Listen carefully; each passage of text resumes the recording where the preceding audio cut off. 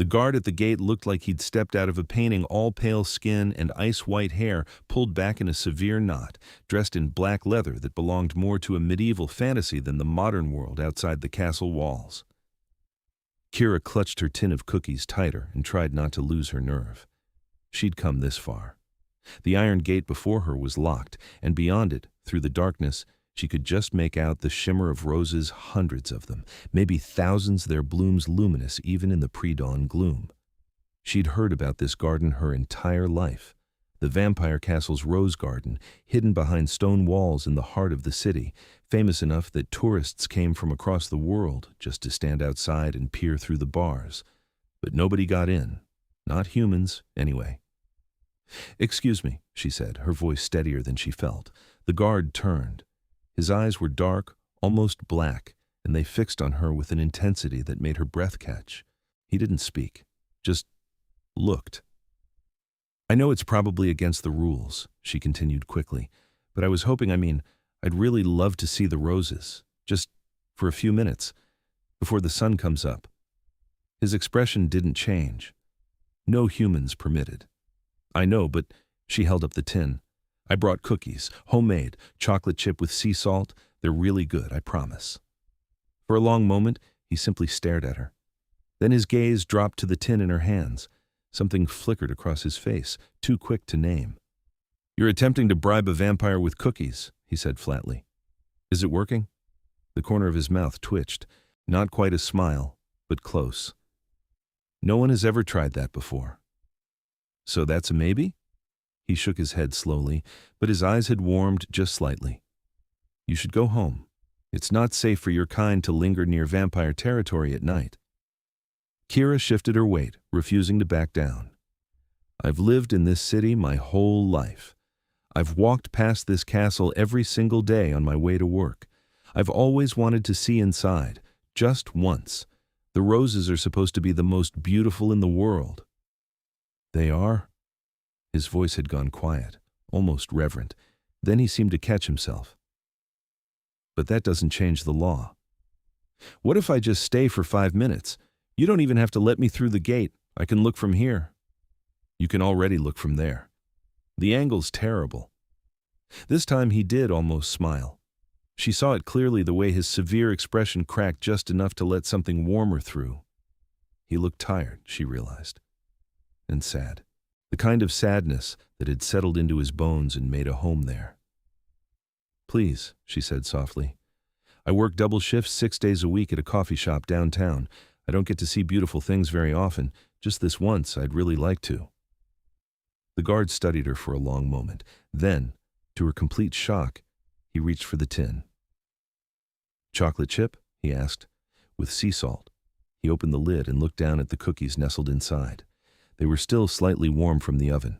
She'd baked them just an hour ago, unable to sleep, driven by the wild idea that maybe, just maybe, she could talk her way into the one place she'd always dreamed of seeing. The guard lifted one cookie and took a bite. His eyes closed. Kira waited, barely breathing. She watched his face transform, the hard lines softening, something almost like bliss crossing his features. He finished the cookie in 3 more bites, then reached for another. And another. "These are—" He paused, seeming to search for words. "Extraordinary." "Thank you." He ate another cookie, then one more.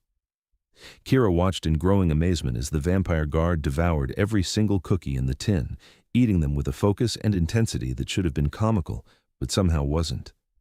It felt intimate, almost vulnerable, the way he savored each one. When the tin was empty, he looked up at her with an expression she couldn't quite read. 5 minutes, he said. The gate swung open. Kira's heart leapt. She stepped through quickly before he could change his mind and gasped at what lay before her. The garden was impossibly vast, stretching back toward the castle itself in waves of color and shadow. White roses and red ones, pink and coral and deep burgundy, climbing trellises and spilling over stone walls, their petals catching the faint pre-dawn light. The air smelled like heaven, sweet and green and alive. "Oh," she whispered, "oh, they're perfect." The guard stood beside her, silent. She glanced at him and found him watching the roses with an expression of such naked longing that she had to look away, feeling like she'd intruded on something private. "Who takes care of them?" she asked quietly. "I do." That surprised her. "You're a guard and a gardener?" "Something like that." Kira moved deeper into the garden, unable to help herself. The roses called to her, each bloom more stunning than the last. She'd always loved flowers. Her tiny apartment had a window box where she grew herbs and a single struggling rose bush, but this was something else entirely. This was art. "Your 5 minutes are almost up," the guard said behind her. She turned to face him. "Will you let me come back? Tomorrow night?" "No." "The night after?" "The answer will still be no." "What if I bring more cookies?" His expression shifted again, that almost smile returning. That would still be a no. But Kira saw the way his eyes had lit up at the mention of more cookies. She grinned. "I'll take my chances." She left then, while she still had her courage, walking back through the gate and hearing it clang shut behind her. The guard watched her go, still holding her empty tin. As she hurried home through the lightning streets, Kira was already planning what she'd bake next. She came back the following night with snickerdoodles. The guard was at his post again, looking exactly as he had before, stern and beautiful and remote. When he saw her approaching, something flickered across his face. Surprise, maybe, or pleasure. "You returned," he said. "I did." She held up a new tin. Snickerdoodles this time, still warm. He shook his head, but he was fighting a smile. "I told you no. And I told you I'd take my chances." Kira tilted her head. "Are you really going to turn down warm snickerdoodles?" "I should. But will you?" For a long moment, they simply looked at each other. Then the guard reached for the tin. He opened it, and the smell of cinnamon and sugar rose between them. "You're persistent," he said. "I prefer determined." He ate the first cookie slowly, his eyes closing again in that same expression of deep satisfaction. Kira watched, fascinated by the transformation. This close, she could see he was younger than she'd first thought, maybe in his late 20s or early 30s, though with vampires it was impossible to tell. He could be 100 years old and still look like that. "What's your name?" she asked. His eyes opened. "Does it matter?" "I'd like to know what to call you. I'm Kira." He hesitated. Then, quietly, "Eirik." "That's a beautiful name.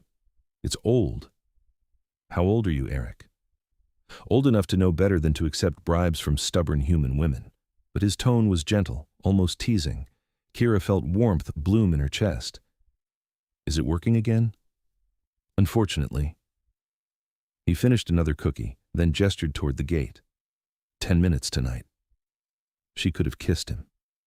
Instead, she slipped through the gate and back into the garden, feeling like she'd won something precious.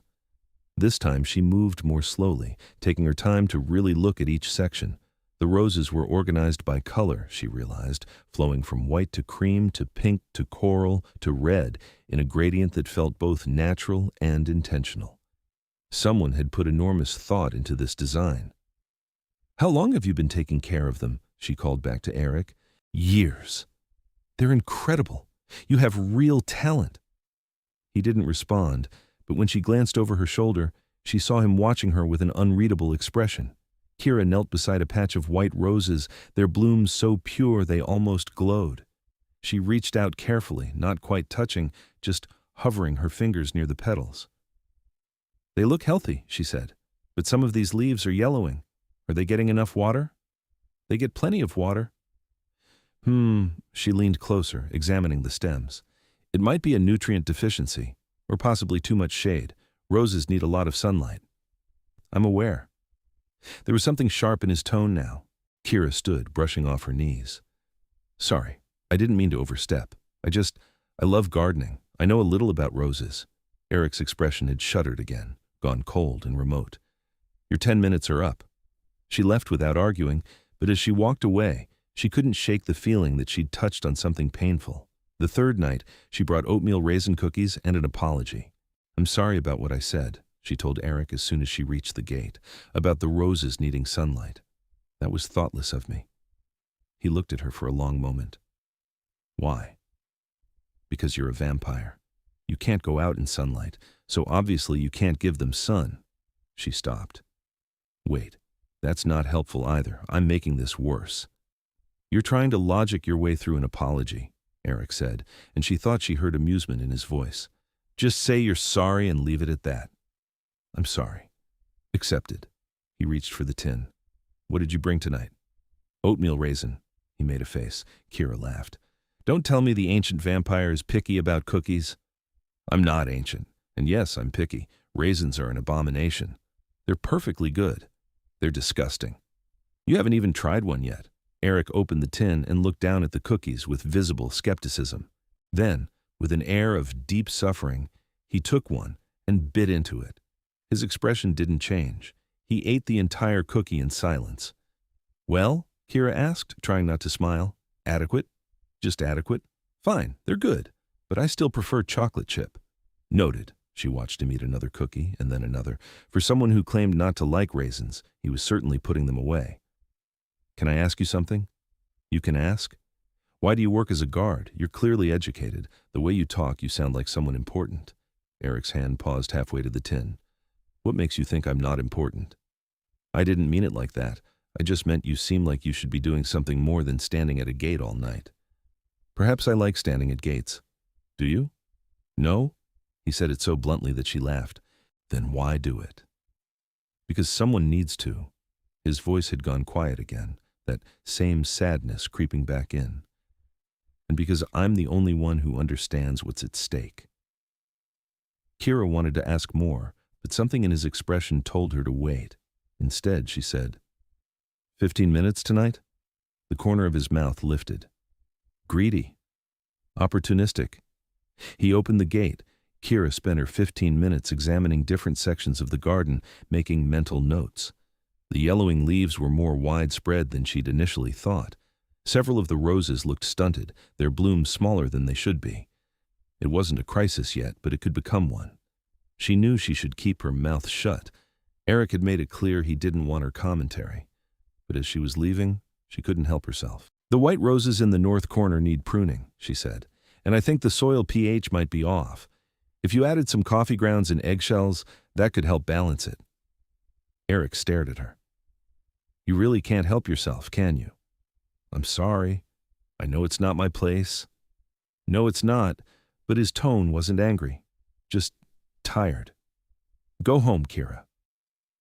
She went, but she came back the next night with chocolate chip cookies and a small bag of coffee grounds. I had extras, she lied, holding up the bag. I thought you might want them. For the roses. Eirik looked from the bag to her face and back again. Then he did something she didn't expect. He laughed. It was a rusty sound, like he was out of practice, but it transformed his entire face. For just a moment, he looked young and unguarded and breathtakingly beautiful. You're incredible, he said, shaking his head. Absolutely incredible. Is that a yes to the coffee grounds? That's a yes to the coffee grounds. He took both the tin and the bag, and a yes to 20 minutes in the garden. Kira beamed. Over the next week, she fell into a pattern. She'd work her shifts at the coffee shop, go home to sleep for a few hours, then wake in the late afternoon to bake. She tried new recipes each time, testing different flavors to see which ones Eirik liked best. Chocolate chip remained his favorite, but he also loved brown butter snickerdoodles, double chocolate with espresso, and surprisingly lavender shortbread. He never failed to eat every single cookie she brought, and each night he let her stay a little longer in the garden. They began to talk. Small things at first, her work, his plants, the city changing around them. But gradually, the conversations deepened. Eirik told her about the history of the castle, how it had been built centuries ago and hidden in plain sight as the vampire world modernized around it. He spoke about the court politics, the old laws, the tension between tradition and progress. Kira told him about her life, about losing her parents young, about working 2 jobs to keep her tiny apartment, about her dreams of someday having a real garden instead of just a window box. Why don't you? Eirik asked one night. They were sitting on a stone bench near the red roses, the cookie tin empty between them. Why don't you pursue gardening professionally? Because it doesn't pay the bills, Kira shrugged. I'm good at making coffee. I'm reliable. It's steady work. But you're not happy. I'm happy enough. He looked at her with those dark, searching eyes. You should be more than just enough. Something in his voice made her chest tighten. What about you? Are you happy? The silence stretched long. No, Eirik said finally. I haven't been happy in a very long time. Kira wanted to reach for his hand. She didn't quite dare. Because of the roses? Because of what they represent? Which is? He stood abruptly, turning away from her. It's late. You should go. She'd pushed too far. Kira rose quickly. I'm sorry, I didn't mean to pry. I know. His voice was softer now, but he still didn't turn around. Come back tomorrow, if you want. I want. She walked to the gate alone. It clicked shut behind her, and she heard the lock slide home. But as she walked away, she looked back and saw Eirik still standing among the roses, his white hair gleaming in the darkness, his shoulders bowed under some invisible weight. She came back the next night, and the night after that, and the night after that. 4 weeks passed, then 5. Kira stopped pretending she was coming for the roses. She was coming for him. It happened so gradually, she almost didn't notice the way her heart would race as she approached the gate each night, the way his eyes would light up when he saw her, the way they'd started sitting closer on the stone bench, their shoulders almost touching. They talked about everything. Books they'd read, places they'd been, philosophies they believed in. Eirik was brilliant and thoughtful and surprisingly funny when he let his guard down. He asked questions like he genuinely wanted to hear her answers. He listened like every word she said mattered, and he kept eating her cookies like they were the most precious things in the world. One night, Kira brought chocolate chip cookies and a small spade from her apartment. What's that for? Eirik asked, eyeing the tool. I want to help with the roses. His expression shuddered immediately. No. Eirik, no, you can visit. You can give suggestions, but you can't touch them. Why not? Because they're mine. The words came out fierce and possessive. I'm the only one who tends them. That's how it's been for years. That's how it stays. Kira set down the spade carefully. Okay, I respect that. He looked surprised. You're not going to argue? They're yours. You get to decide who touches them. She handed him the tin of cookies. But can I ask why it matters so much? I'm not trying to take them from you. I just want to help. Eirik sat on the bench, the tin clutched in his hands. For a long moment, he didn't speak. Then, quietly, my mother planted them. Oh, she loved roses, he continued, his voice distant. She spent decades designing this garden, choosing each variety, planning the layout. It was her sanctuary. And when she died, He stopped, his jaw tightening. I promised I would keep them alive. Perfect. Exactly as she left them. Kira sat beside him, close enough that their knees touched. That's a beautiful promise. It's a failing one. The words came out bitter. They're dying, Kira, slowly but surely. The blight is spreading, and I can't stop it. What kind of blight? I don't know. The blooms are getting smaller. The colors are fading. Some of the bushes have stopped flowering entirely. He opened the cookie tin but didn't take one. Just stared down at them. I've tried everything I know. New soil, different fertilizers, pruning techniques. Nothing works. Have you consulted an expert? A human gardener? No humans are allowed on royal grounds. It's court law. Kira's breath caught. Royal grounds? Eirik's eyes snapped to hers. For a moment he looked stricken like he'd said too much. Then his expression smoothed into something carefully neutral. Yes, he said simply. Royal grounds. Are you... She couldn't quite get the words out. Are you a prince? No. He took a cookie and bit into it, not meeting her eyes. I'm the king. The world tilted sideways. Kira stood up, her legs suddenly unsteady. You're the vampire king. Yes. The vampire king has been taking cookie bribes from me for 5 weeks. I prefer to think of it as an exchange of goods and services. Oh my God, she turned away, pressing her hands to her face. I've been calling you by your first name. I've been bossing you around about gardening. I tried to give you coffee grounds, which were very helpful, actually. Eirik? I didn't tell you because I knew you'd react like this. He stood, moving toward her. You treated me like a person, just a person. Do you know how rare that is? Kira spun to face him. You lied to me. I never lied. You assumed I was a guard. I simply didn't correct you. That's the same thing. Is it? He stepped closer and she could see the vulnerability in his eyes now, raw and real. Would you have come back if you'd known? Would you have sat with me, talked with me, brought me cookies and laughed at my terrible jokes?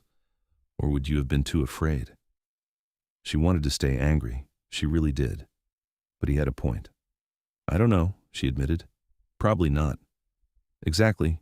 Eirik's voice was gentle now. I'm sorry I didn't tell you sooner. But I'm not sorry for the time we've had.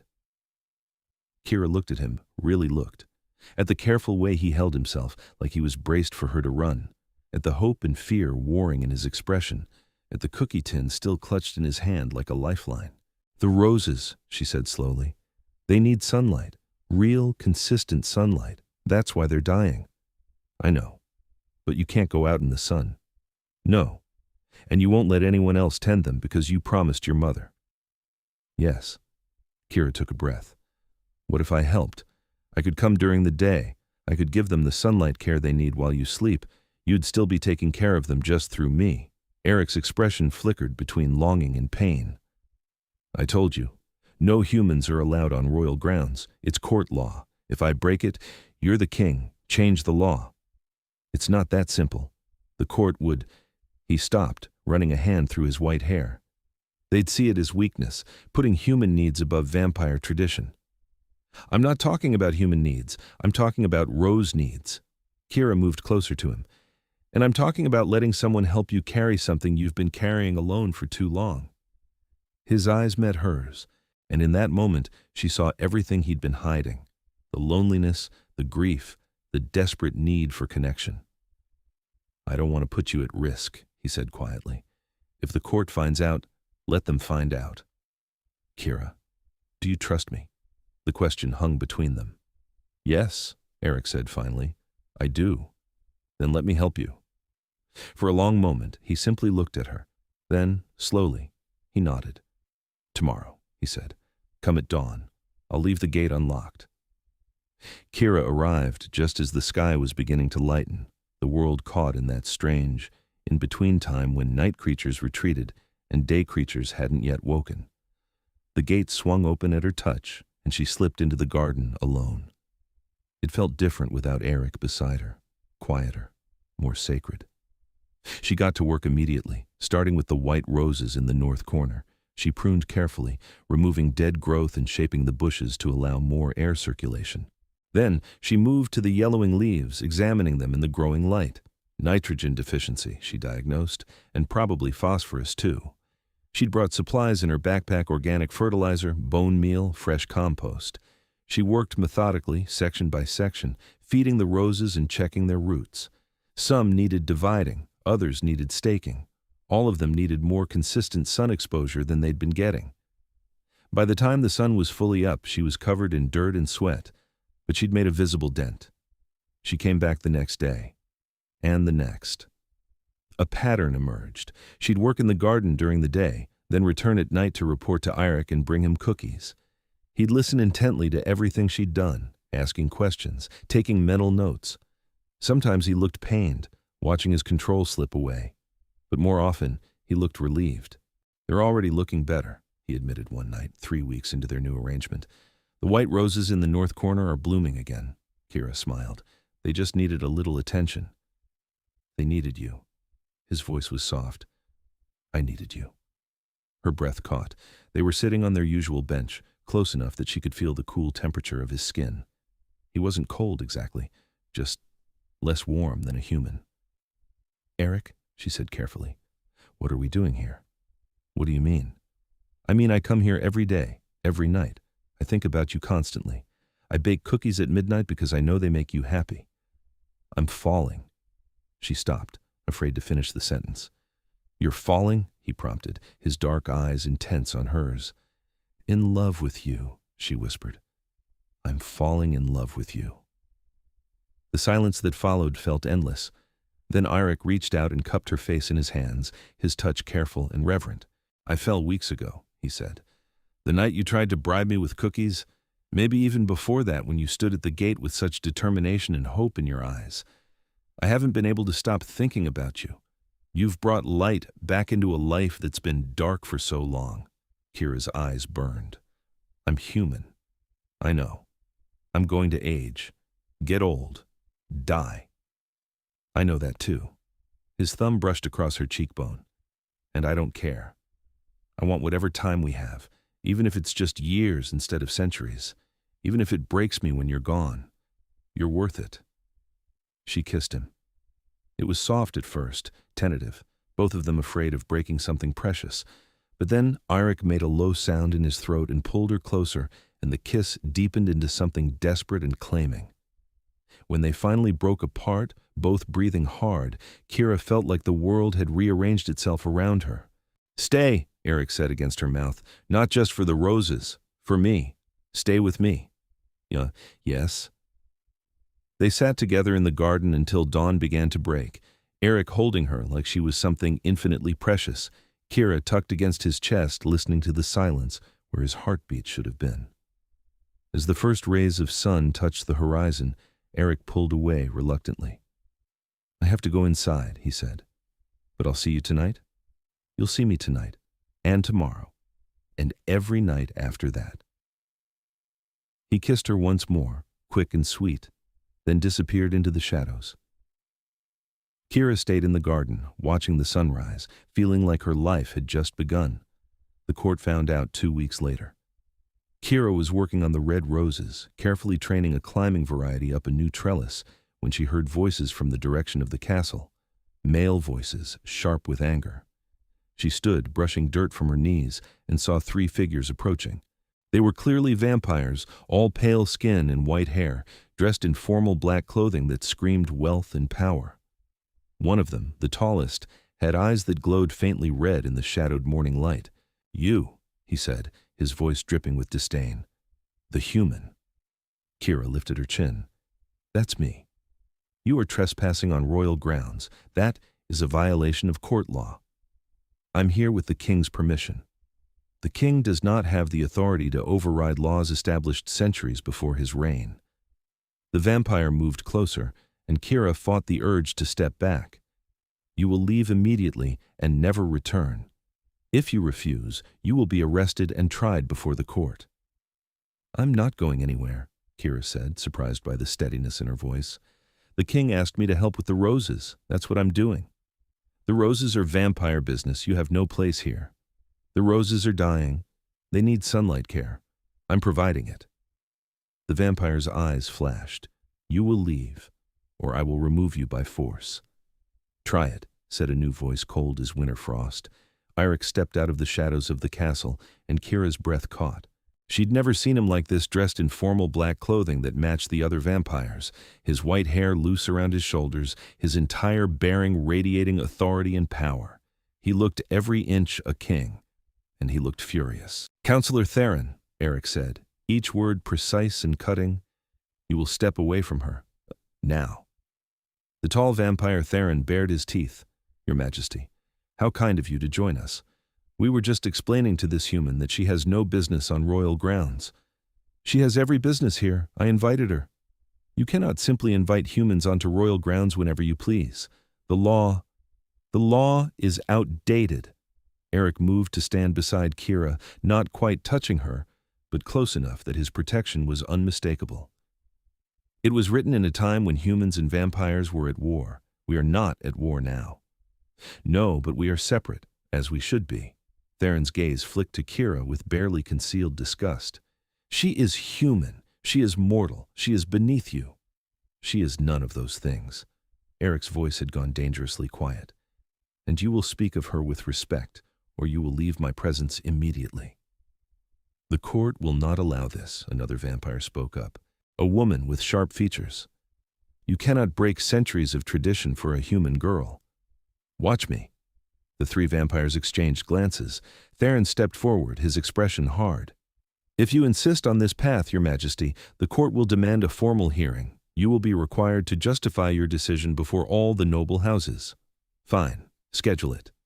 "And if the court votes against you? If they demand the human be removed?" Eirik's smile was all teeth. "Then I will remind them that I am king, and I do not require their permission to decide who enters my personal gardens. The gardens belong to the royal family, my family. My mother planted these roses, my blood, my inheritance." Eirik's voice had taken on an edge that made even the other vampires look uncomfortable. And I will decide how they are cared for. If you have a problem with that, take it up with the full court. But until then, Kira stays." Theron looked like he wanted to argue further, but after a long moment, he inclined his head stiffly. "As you wish, Your Majesty. The hearing will be scheduled for 3 nights hence." His eyes cut to Kira one more time. "I hope she's worth the trouble you're bringing down on yourself." The 3 vampires left, their footsteps echoing on the stone paths. As soon as they were gone, Eirik turned to Kira, his hands coming up to frame her face. "Are you all right?" he demanded. "Did they hurt you?" "I'm fine, just rattled." She covered his hands with her own. "You shouldn't have done that. Now they're going to make this a whole political thing." "They were going to do that anyway. Theron has been looking for an excuse to challenge my authority for years. But now I've given him one." "No, I gave him one." Eirik's expression softened. "By falling in love with you. By refusing to let you go. That's on me, not you." Kira's throat tightened. "What happens at the hearing?" "I make my case before the court. They vote on whether to uphold the old law or allow me to change it. And if they vote against you, then I change it anyway." At her shocked expression, he gave a grim smile. "I'm the king, Kira. I have more power than they want to admit. The court serves as a check on that power, but ultimately, I can overrule them. It just comes at a cost." "What cost?" "Political capital, trust, the goodwill of the noble houses." He pressed his forehead to hers. "But I don't care. I told you you're worth it." "What if I'm not? What if you lose everything because of me?" "Then I'll still have you. That's more than enough." Kira wanted to believe him, but fear twisted in her gut as she thought about the 3 vampires, their contempt and anger.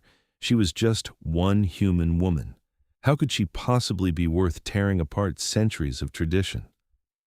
The 3 nights before the hearing passed in a blur. Kira worked in the garden during the day, trying to lose herself in the familiar rhythm of plant care. But her mind kept spinning, imagining all the ways the hearing could go wrong. Eirik tried to reassure her each night, but she could see the tension in his shoulders, the worry in his eyes. He was confident, yes, but he wasn't certain. The night of the hearing, he came to her apartment the first time he'd ever been there. Kira opened the door to find him standing in her narrow hallway, looking impossibly out of place in his formal black clothing. "You don't have to come," he said immediately. "The hearing will be tense, probably ugly. I can handle it alone." "I'm coming." Kira grabbed her jacket. "If they're going to decide my fate, I want to be there." His expression softened. "You're extraordinary, do you know that?" "You keep saying that." "Because it keeps being true." He offered his hand, and she took it, lacing their fingers together. His skin was cool and smooth, and holding hands with him felt like the most natural thing in the world. They walked to the castle together through the dark streets. The gate stood open this time, leading not to the rose garden but to a side entrance that took them deep into the castle itself.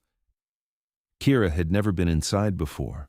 The halls were all stone and shadow, lit by electric lights designed to look like torches.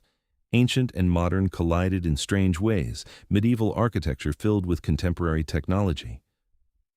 Eirik led her to a massive set of double doors. Beyond them, she could hear voices, lots of them. "Ready?" he asked. "No, but let's do it anyway." He pushed open the doors. The room beyond was enormous, circular, with tiered seating rising up the walls. At least 100 vampires sat in those seats, all of them turning to stare as Eirik and Kira entered. At the far end of the room was a raised dais with a single throne, black wood carved with roses. Eirik squeezed her hand once, then let go. He walked to the throne and sat, every movement precise and controlled. He looked untouchable up there, remote and powerful. But when his eyes found Kira's across the room, they warmed. Theron stood from his seat in the front row. "Your Majesty, you called this hearing to address the matter of the human trespasser currently working in the royal rose garden." "I called this hearing," Eirik corrected, "to propose a change to the outdated law that prohibits humans from entering royal grounds." A ripple of murmurs ran through the assembled vampires. Theron's expression hardened. "The law exists for good reason, to protect our privacy, our safety, our way of life." "The law exists because we were at war 300 years ago," Eirik countered.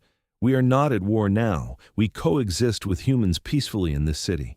Many of us work alongside them. Some of us even employ them. The blanket prohibition on royal grounds is paranoid and unnecessary." "Paranoid?" another vampire called out. "Or prudent? Humans are fragile, mortal. They die so easily. What happens when one of them has an accident on royal grounds? Who bears the responsibility?" "I do," Eirik said simply. "As king, any human I invite onto these grounds is under my personal protection. If harm comes to them, it is my fault and my consequence to bear." "And what of secrecy?" a woman asked. "What stops these humans from revealing vampire locations, habits, weaknesses to the wider world?" "The same thing that stops them now: contracts, agreements. The knowledge that betraying us would end badly for them." Eirik's gaze swept the room. "We already trust humans with our secrets in countless contexts. Why is this different?" "Because these are the royal grounds," Theron said coldly. "The heart of our court, the seat of vampire power in this region. Allowing humans here sets a dangerous precedent. Or it sets a necessary one." Eirik stood, and the room fell silent. "I am not proposing we throw open our gates to anyone who asks. I am proposing that the king, and by extension, members of the royal family, should have the authority to invite humans onto personal grounds when there is legitimate need. In my case, that need is clear. The rose garden requires daylight care that I cannot provide. Without human help, my mother's garden will die." Kira's heart clenched at the raw emotion in his voice. "Your mother is dead," Theron said bluntly. "The garden is a memorial at best. Is a memorial worth compromising our security?" "My mother was queen," Eirik snapped, and power rolled off him in waves that made every vampire in the room go still. "She gave her life in service to this court. She deserves to be remembered. And yes, her garden is worth protecting. Even at the cost of our laws? The law can change. The garden cannot be brought back once it's gone." Silence fell. Then the female vampire from before spoke again, her tone thoughtful. "Let us speak plainly, Your Majesty. This is not really about the garden, is it? It's about the human girl, the one you've been meeting with every night for weeks." Kira felt every eye in the room turn to her. Eirik's expression didn't change. "Yes, it's about her. You care for her. I love her." The words rang out clear and undeniable. Gasps and murmurs filled the chamber. Kira couldn't breathe.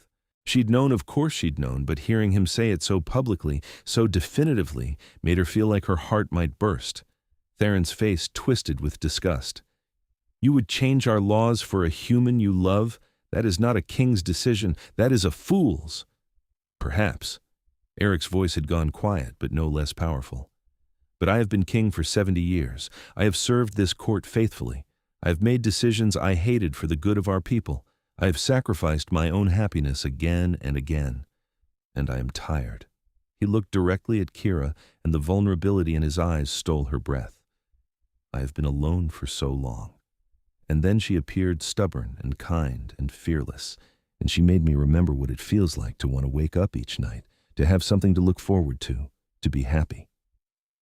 Tears burned in Kira's eyes. "So yes," Eirik continued, his gaze still locked on hers, "I am proposing this change because I love her, because I want her in my life, because the thought of losing her is unbearable. And if that makes me a fool, then so be it. I would rather be a fool in love than a wise man alone." The silence that followed was absolute. Then, slowly, the female vampire who had spoken before stood. "I vote to allow the change," she said clearly. Another vampire stood. "As do I." And another. "I vote yes." One by one, vampires rose to their feet. Not all of them. Theron and several others remained seated, their expressions dark. But more than half the room stood, their votes clear. Eirik's eyes widened slightly, like he hadn't expected this. Theron stood last, his face tight with anger. "This is a mistake. You are all fools for allowing sentiment to cloud your judgment.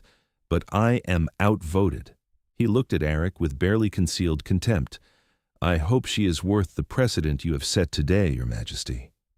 I hope when other members of the royal family begin inviting humans onto grounds, when our security is compromised, when our secrets are spilled, I hope you remember this moment." "I will," Eirik said quietly. and I will take responsibility for whatever comes." Theron swept out of the room, several other vampires following him, but the majority remained, and slowly they began to approach the dais. One by one, they offered words of congratulation, support, even curiosity about Kira. She found herself surrounded by pale, beautiful faces, all of them surprisingly kind. "You must be remarkable," one elderly vampire said to her, his eyes twinkling, "to have captured the heart of a king who has been frozen for decades." "I think he was just tired of being alone," Kira said honestly. "Perhaps, but we are all alone in our own ways. Not all of us find someone willing to stand in a court full of vampires and face our judgment for us." "I didn't do it for him," Kira admitted. "I did it because I love him too." The vampire smiled. "Then, you are both very fortunate." The crowd eventually dispersed, leaving Kira and Eirik alone in the vast chamber. He descended from the dais and crossed to her, his movements almost hesitant. That was... He stopped, seeming at a loss for words. "I didn't expect so many to vote in favor." "You're a good king," Kira said. "They know that. They trust you. Or they pity me." But he was smiling slightly. "Either way, the law has changed. You can work in the garden without fear now. And you can stop sneaking me in at dawn like I'm contraband." He laughed, pulling her into his arms. "You are contraband. You've been stealing my heart piece by piece for weeks." "That's the most romantic thing you've ever said to me, and it's also extremely cheesy." "I contain multitudes." He kissed her forehead, her cheeks, the tip of her nose. "Thank you for being here tonight, for standing with me." "Always," Kira promised. They stayed in the chamber for a while longer, wrapped in each other, before finally making their way back outside. The rose garden waited, silver and beautiful in the moonlight. "I have something to ask you," Eirik said as they walked among the flowers. "And I want you to think carefully before you answer." Kira's heart quickened. "Okay. Move in with me, here at the castle.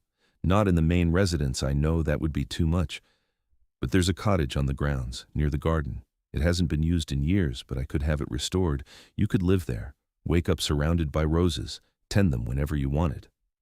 She stared at him. "You want me to live here?" "I want you close. I want to fall asleep knowing you're near and wake up knowing I'll see you that night. I want..." He stopped, his expression raw. "I want to build a life with you, Kira, whatever that looks like." She didn't know what to say. It was too much, too fast. And yet it felt absolutely right. "Yes."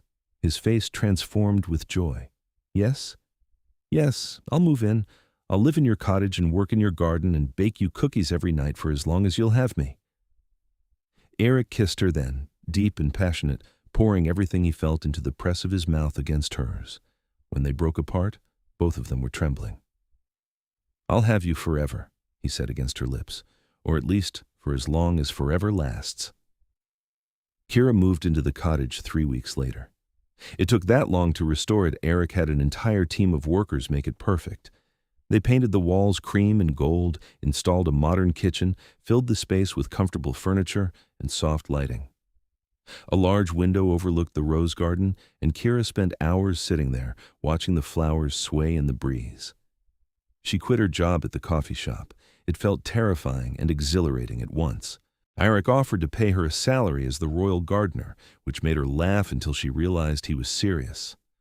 "I'm not taking money from you," she'd protested. "Why not? You're doing valuable work." "Because it feels weird." "Would it feel less weird if I hired you officially? Drew up a contract?" She'd thought about it. Maybe. So he did. She became the first human employee of the royal household, with a proper salary and benefits and everything. It felt surreal, but it also felt right. Her days fell into a new rhythm. She'd wake with the sun and spend the morning in the garden, working section by section to restore the roses to their full glory. Afternoons were for errands, baking, preparing for the evening. And nights were for Eirik. He'd appear as soon as the sun set, drawn to her like a magnet. Sometimes they'd work in the garden together, Eirik following her instructions with adorable seriousness. Sometimes they'd sit in the cottage and talk for hours. And sometimes they'd simply be together, comfortable in silence. The roses began to transform. With consistent sunlight care, proper nutrients, and regular maintenance, They flourished. The white roses grew full and luminous, the red ones deepened to a color like wine. New blooms appeared daily, and the garden became more breathtaking than Kira had imagined possible. Eirik watched the transformation with something like wonder in his eyes. "My mother would have loved you," he told Kira one night. They were walking through the garden hand in hand, admiring a section of pink roses that had just opened. "She would have loved how much you care, how hard you work." "I wish I could have met her." "So do I." He stopped, turning to face her. "She died 200 years ago, and I've been maintaining her garden alone ever since. I never let anyone help because I thought if I let go of even a small piece of it, I'd be letting go of her." Kira squeezed his hand. "But that's not true," Eirik continued. "Letting you help hasn't made me miss her less. It's made the garden feel alive again, like it has a future instead of just a past." His dark eyes searched hers. "You've given that back to me, hope for the future." "You've given me the same thing," Kira said softly. "Before I met you, I was just going through the motions, working, surviving, not really living. But now I wake up excited for the day. I have purpose. I have you." He kissed her there among the roses, and it felt like a promise. 6 months after she moved in, Eirik proposed. He did it simply, without fanfare. They were sitting on their usual bench in the garden, Kira eating takeout, while Eirik watched with amusement. "You know I can't eat that, right?" he said for the 100th time. "I know, but it feels weird eating in front of you when you can't have any." "I have cookies." He gestured to the tin beside him. "I'm content." Kira smiled, finishing her noodles. The night was cool and clear, stars visible overhead despite the city lights. "I've been thinking," Eirik said after a moment. "Dangerous." He gave her a look. "I've been thinking about the future, about what it looks like, about what I want. And I want to marry you." Kira's chopsticks clattered to the ground. Eirik reached into his pocket and pulled out a small velvet box. He opened it to reveal a ring simple and elegant, a single diamond set in white gold that caught the moonlight. "I know it's fast," he said, his voice steady but his hands trembling slightly. "I know we've only been together for a few months, but I'm centuries old, Kira. I know what I want, and I want you. I want you as my wife, my partner, my co-gardener. I want to build a life with you, however long that life is. I want—" "Yes," Kira interrupted, her eyes flooding with tears. "Yes, yes, yes." His face broke into the most beautiful smile she'd ever seen. He slid the ring onto her finger, it fit perfectly, and then pulled her into his lap, kissing her breathless. "I love you," he said between kisses. "I love you so much. I love you too. More than roses, more than cookies, more than anything." He laughed against her mouth. "More than cookies? That's serious." "I'm a serious person." They stayed in the garden until dawn, Eirik holding her close, both of them talking about their future, where they'd have the ceremony, who they'd invite, what their life would look like. "I won't turn you," Eirik said at one point, his voice careful. "I need you to know that. I want you exactly as you are, mortal, human, real." Kira had thought about this late at night when she couldn't sleep. "I don't want to be turned," she admitted. "I know that means I'll age and you won't. I know that means we'll only have decades instead of centuries, but I don't want to give up the sun, and the roses need me as a human." "They do." His arms tightened around her. "And so do I." "Then that's settled." He kissed her temple. "I'll take whatever time we have, and I'll treasure every moment." They married 2 months later in the rose garden at twilight, when both day and night could witness their vows. Kira wore a simple white dress and carried a bouquet of roses, white and red mixed together. Eirik wore black, his white hair loose, looking like something out of a fairy tale. The ceremony was small. A few members of the court attended, including the female vampire who had been the first to vote in Eirik's favor. Kira's friends from the coffee shop came, wide-eyed and nervous but happy for her. And the garden itself seemed to participate, the roses blooming fuller and brighter than ever. When Eirik slipped a second ring onto Kira's finger and she did the same for him, it felt like the most natural thing in the world. They kissed as the last light faded from the sky, and the assembled witnesses cheered vampires and humans together. The reception was held in the castle's great hall, another first. Humans hadn't been entertained there in centuries, but Eirik had insisted, and the court had reluctantly agreed. Kira danced with her new husband, laughing as he tried to remember modern dance moves and failed spectacularly. "I'm old," he said in his defense. "I learned to dance when music was very different. Show me." So he did, sweeping her into a formal waltz that belonged to another century. The other guests cleared space, watching as the vampire king and his human bride moved together with perfect grace. "I can't believe this is real," Kira whispered. "I feel like I'm going to wake up." "If you do, I'll be there when you open your eyes," Eirik promised, "every morning for the rest of your life." "Just my life?" His expression turned somber. "I'll be there long after, too, but I'll love you the same." It should have been sad thinking about her mortality, but somehow it wasn't. Kira felt only gratitude for the time they had, for the love they shared, for the incredible unlikeliness of finding each other at all. "Thank you," she said softly.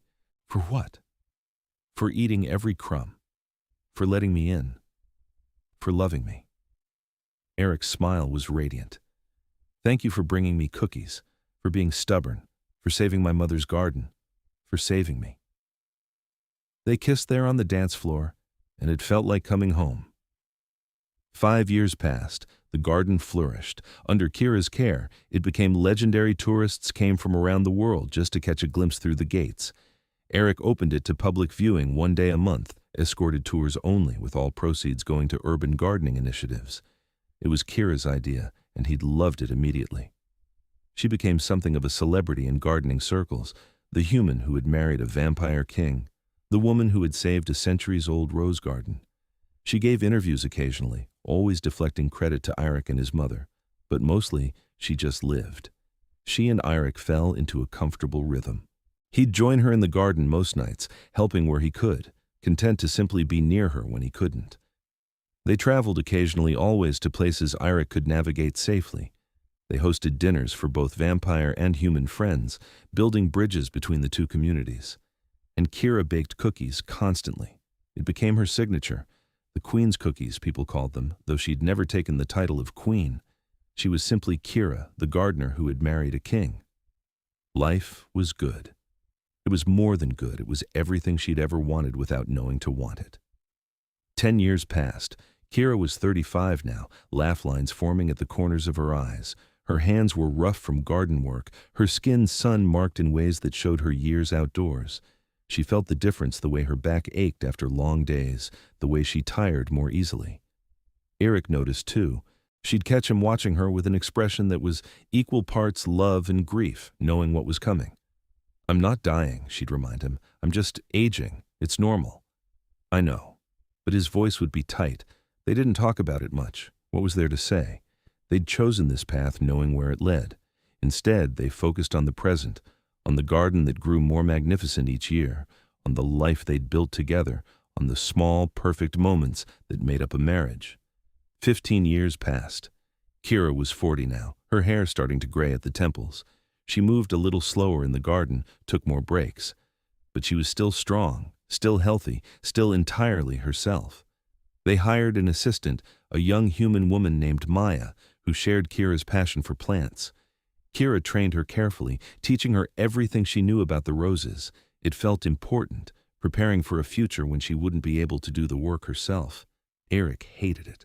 "I don't want to think about you not being here," he admitted one night. "Then don't think about it. Just be with me now." So he was. 20 years passed. Kira was 45, and the years showed clearly now.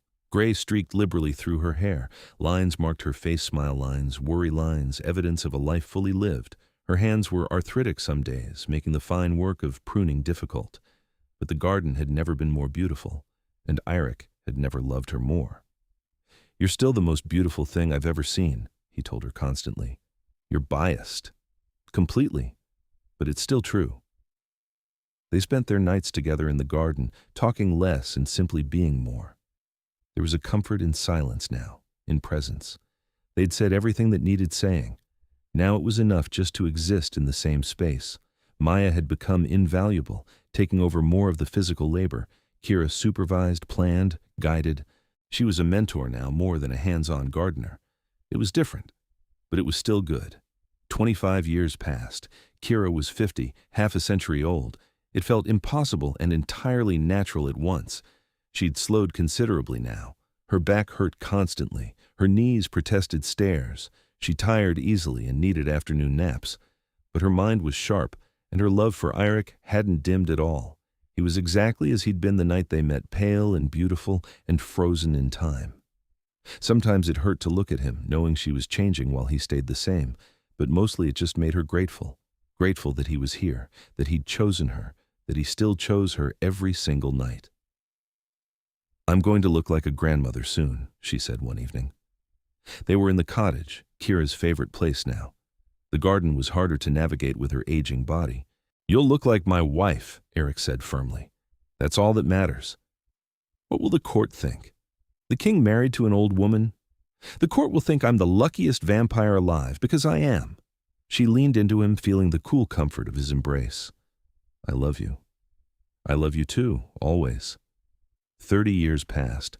Kira was 55. She'd officially retired from active garden work, though she still supervised and planned. Maya had taken over as head gardener, with 2 assistants under her. The garden continued to thrive.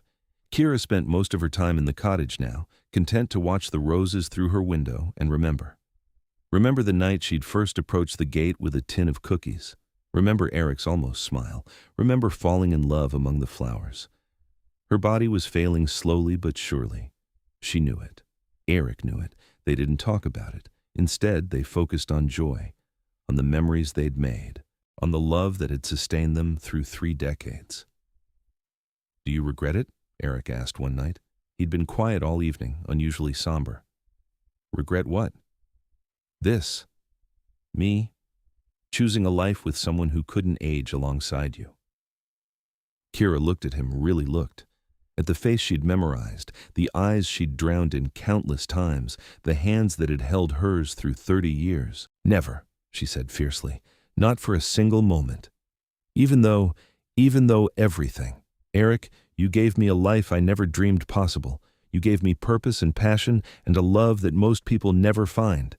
I got to wake up every morning in a cottage surrounded by roses. I got to build something beautiful with my own hands. I got to fall asleep every night knowing I was loved completely." Her voice cracked. "How could I possibly regret that?" He kissed her then, gentle and reverent. "I don't know what I'll do without you. You'll keep going. You'll take care of the roses. You'll find new things to love." She cupped his face. "And you'll remember me. That's all I need." "I'll remember everything," he promised. "Every conversation, every smile, every cookie, every moment. I'll carry you with me for the rest of my existence." "Good." She leaned her forehead against his. "That's good." 35 years passed. Kira was 60. Her hair was fully gray now, her face deeply lined. She moved slowly, with a cane for support, but her eyes were still bright, still full of life and love. The roses bloomed as gloriously as ever. Maya had become like a daughter to them both, visiting the cottage daily to report on the garden and just to spend time. She'd bring tea and cookies not as good as Kira's, but made with love nonetheless. Kira spent her days reading, knitting, watching the garden, and every night Eirik would appear, unchanged and unchanging, to sit with her and hold her hand. "Tell me about the night we met," she'd say sometimes. And he would. He'd tell the story like it was sacred, the stubborn human with her tin of cookies, the lonely king in disguise, the garden that had brought them together.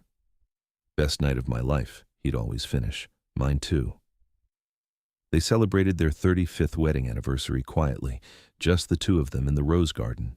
Kira couldn't walk much anymore, so Eirik carried her careful and gentle, like she was made of spun glass. They sat on their bench, the one they'd shared for decades, and watched the stars come out. 35 years, Kira said softly. "That's longer than most human marriages last." "It's nowhere near long enough." "No," she leaned against him. "But it's what we have, and it's been beautiful." "It has." His voice was rough.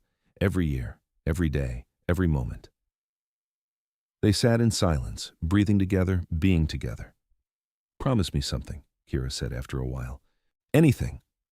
Promise me you'll open yourself to love again, someday, when you're ready." Eirik stiffened. "Kira, I mean it. You have centuries ahead of you. Don't spend them alone." She looked up at him, fierce despite her frailty. "I'm not saying tomorrow. I'm not saying soon. But someday when the grief isn't so sharp, let yourself be happy again." "I don't think I can." "You can. You're stronger than you think." She squeezed his hand. "And I'll be cheering you on, wherever I am." He didn't promise, but he held her closer, and she felt his tears fall into her hair. That night, as he carried her back to the cottage, Kira looked up at the roses one last time. They glowed in the moonlight, eternal and beautiful. She'd saved them, and they'd saved her right back. 40 years passed. Kira was 65. Her body was failing in earnest now. She spent most of her time in bed, too weak to rise. But her mind remained clear, and her love for Eirik burned as brightly as ever. He barely left her side anymore. He'd moved his day rest to the cottage, sleeping in a windowless room so he could be near her always. At night, he'd sit beside her bed and hold her hand and tell her stories. Stories about the old days, about the castle's history, about his mother and the garden she'd loved, and stories about them, about the night they'd met, about their wedding, about the countless small moments that had made up their life together. Kira listened, smiling, remembering. "I'm not afraid," she told him one night. "Of what?" "Of dying. Of what comes next." She looked at him. "I've had such a good life, Eirik, because of you." "No, because of you." His voice was fierce. "You brought light and joy and purpose back into my existence. You saved me in every way that matters. I'm the one who should be grateful." "Then we're both grateful. That works." He laughed, but it sounded like a sob. The end came quietly. It was a night in late spring, the garden in full bloom outside the cottage window. Kira lay in bed, Eirik beside her, their hands intertwined. She'd been drifting in and out of consciousness for days, her body finally giving up. But tonight, she was lucid, clear, present. "I can smell the roses," she said softly. "They're beautiful. The white ones you planted 5 years ago are blooming for the first time. I wish I could see them. I'll describe them. They're perfect, pure white, with just a hint of cream at the center. The blooms are the size of my palm. They smell like—" He paused, searching for words. "Like heaven. Like you." She smiled. "That's lovely." They were quiet for a while, just breathing together. Then Kira squeezed his hand. "Thank you." "For what?" "For eating every crumb, for letting me save the roses, for loving me." Her eyes filled with tears. "For giving me the most beautiful life." Eirik's face crumpled. "Thank you for saving me, for being stubborn, for staying." His voice broke. "For being mine. Always yours, even after." "Even after," he promised. Kira's eyes drifted closed. Her breathing slowed. Eirik held her hand tighter, feeling her pulse flutter and fade. "I love you," he whispered. "I love you so much." Her lips moved, forming words without sound. "I love you too." And then she was gone. Eirik sat there for a long time, holding her hand, feeling the warmth slowly leave her body. The sun rose outside, forcing him back into the shadows, but he stayed as long as he could. When he finally had to leave, he pressed a kiss to her forehead. "Thank you," he said again, "for everything." The grief was terrible, all-consuming. Eirik had lived for centuries, had lost people before, but nothing compared to this. Kira had been his light, his joy, his reason for existing, and now she was gone. He couldn't enter the cottage anymore, couldn't bear to see the space where she'd lived. Instead, he spent his nights in the garden, walking among the roses she'd saved, remembering. The court gave him space. Even Theron, who'd opposed his marriage from the beginning, stayed away. They all understood that the king needed time. Maya kept the garden going. She and her assistants tended the roses with the same love and care Kira had taught them. The garden continued to bloom, a living tribute to the woman who had poured her life into it. Months passed, then a year. Slowly, carefully, Eirik began to heal. Not fully, he'd never be fully whole again, but enough to function, enough to lead, enough to appreciate the beauty Kira had left behind. He started visiting the cottage again, just to sit, to remember, to feel close to her. One night, he found something in her nightstand, a letter addressed to him in her shaky handwriting. "My dearest Eirik," it began. "If you're reading this, then I'm gone. And you're grieving. I know you are, because I know you. I know how deeply you love, how fiercely you hold on. But I need you to let go. Not of the memories, never the memories, but of the grief, of the guilt, of the sense that you should have saved me somehow. I lived a full, beautiful life. I got to do work I loved. I got to wake up every morning in a cottage surrounded by roses. I got to fall asleep every night next to the man I loved more than anything in the world. I was happy. So unbelievably happy. And I need you to be happy too. Not right away. Not until you're ready. But someday. Promise me you'll try. The roses are yours now. Keep caring for them. Keep my memory alive through them. But don't let them become a prison. Don't let your love for me stop you from living. You have centuries ahead of you still. Centuries of possibility. Centuries of potential joy. Don't waste them mourning me. Live, my love. Live boldly and fully and with your whole heart. And know that wherever I am, I'm cheering you on. Always. All my love. Forever and always." Eirik read the letter 3 times, tears streaming down his face. Then he folded it carefully and tucked it back into the drawer. "I'll try," he said to the empty room. "I promise I'll try." And he did. It took time, years actually. But slowly, Eirik opened himself back up to the world. He threw himself into his duties as king. He traveled. He made new friends, cultivated new interests. He kept caring for the roses, exactly as Kira had asked. The garden remained magnificent, a testament to her vision and love. And late at night, when he was alone among the flowers, he'd talk to her, tell her about his day, his thoughts, his struggles. He'd thank her for the years they'd had. He'd tell her he missed her, and he'd promise to keep living. For her, for himself, for the beauty of the world she'd reminded him to see. 10 years after Kira died, Eirik stood in the rose garden at twilight, the hour when they'd been married. The flowers were in full bloom, more stunning than ever. Maya had continued Kira's work beautifully, even expanding certain sections. A new variety bloomed in the north corner, a rose Maya had developed herself. She'd named it the Kira Rose. It was cream-colored with pink edges, hardy and prolific, smelling of vanilla and sunlight. Eirik stood before those roses now, feeling something like peace settle over him. "We did it," he said softly. "We saved your mother's garden, together." The wind rustled through the flowers, carrying the scent of roses and earth and life. And for just a moment, Eirik could have sworn he heard Kira's laugh, warm and bright and full of love. He smiled. "Thank you," he said again, "for everything, for the cookies, for the love, for the life we built, for reminding me what it means to be happy." The roses swayed in the breeze, their petals catching the last light of day. Eirik stood there until full dark, surrounded by beauty, wrapped in memory.